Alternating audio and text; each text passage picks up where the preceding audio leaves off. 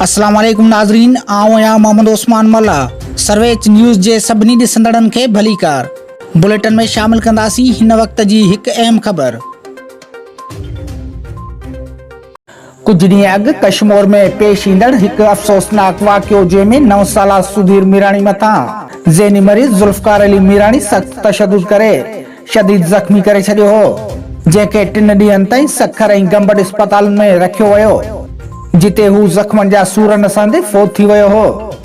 Police खे इतला मिलण ते शुरूआती जांच में छोकिरे जे वारसनि खे FIR लाइ चयो वियो त मालिकनि FIR कटाइण खां इनकार कयो, जॾहिं त कश्मोर पुलिस पारां वारसनि खे माइल करण खां पोइ अॼु नीगर जे कातिलनि ज़ुल्फ़कार मीराणी ऐं इरशाद मीराणी ख़िलाफ़ संदसि भाउ गुलहसन मीराणी जे फरियाद ते crime 50/2021 under section 34/302 PPC police station Kashmore में केस दाखिल कंदे ॿिन्ही जवाबदारनि खे गिरफ़्तार करे वरितो आहे।